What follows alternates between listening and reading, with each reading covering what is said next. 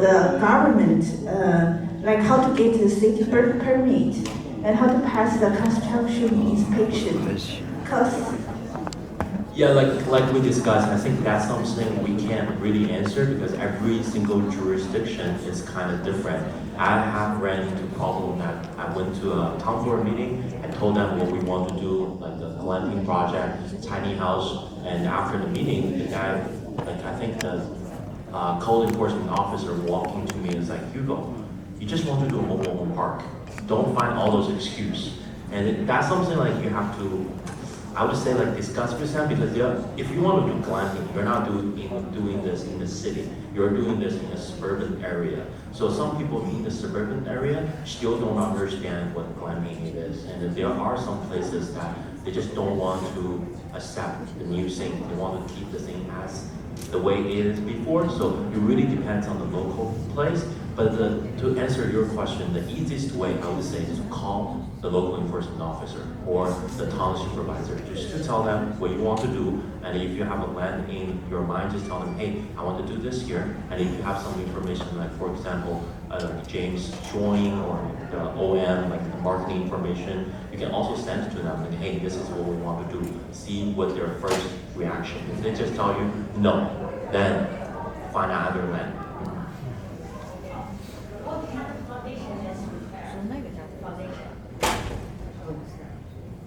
kind of foundation that your house requires? So, I mean, there's not really a requirement. Like I said, you could either do like a crawl space type of foundation, right? Or you could do a slab on grade. Pretty much those two options I recommend. Or like Hugo was saying earlier, we also do the wheels. It just depends your area. And that's why I said, like, get a geologist, have them survey the land, and have them give you a suggestion, right?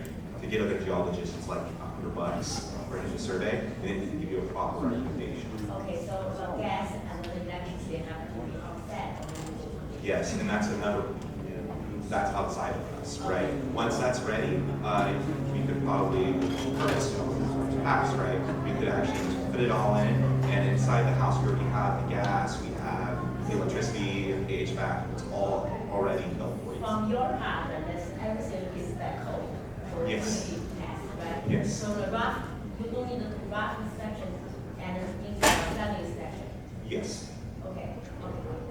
I think just to continue like the question regarding the preface before you receive the product, it's just like how you work with the traditional builder. So you always get an architect, engineer, and you always go through the town board meeting, planning board meeting, have everything ready. Then you have James' product to arrive. But before the product arrives, you want to save some time, save money, you have to have the foundation ready.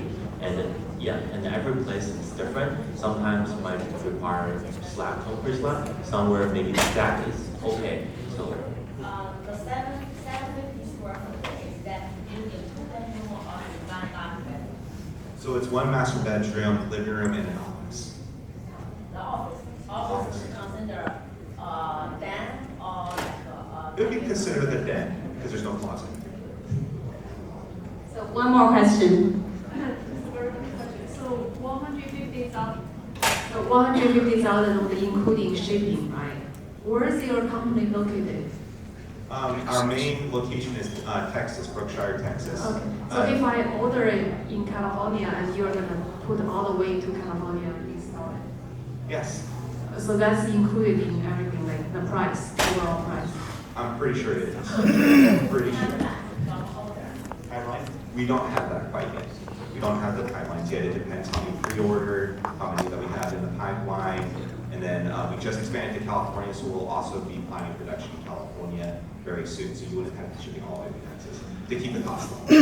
So another question, you know there are several companies doing this, like for the ADU. I think this is a perfect solution for ADU in the backyard in the California homes. Given I 100% agree. Yeah, but then what make your company stand out? I would say our whole form method. So again, a lot of people don't do whole form steel, and that includes the environment, right? So what that means is we bend the metal and we hole punch it, and it gets perfect shapes every time. We don't do any welding, we don't do any fire, chemicals, nothing like that. So we're completely eco-friendly. And because of that, anyone can work for us, men, women, any ages. So we're able to reduce the cost of labor and provide you a very high quality product, which a lot of people can't say that, right? I have one question for Hugo. So the glamping project for our investor, how can they invest it? I think there are always two ways to invest in a glamping project. One, it's just you do yourself. Find a land, find a manufacturer like James, and get everything ready, set up the place, and just operate it. Put it on Airbnb or have your own website and treat it as your own project. The second way is to invest with an operator or people with experience. And matter of fact, I think Jianhua will introduce a project. It's a marina project, it's also a glamping project. So there are always two ways, but always look out for some like, I would say like mistakes that people made during the past, like zoning is one thing, and the second part is the right product, and the third part is the location. You want to find a place that attract the target group. Yeah. Okay, thank you for both of you answer all our investors' questions. Thank you so much. Thank you. Thank you. Now is our lunch time, and after lunch we have more topics.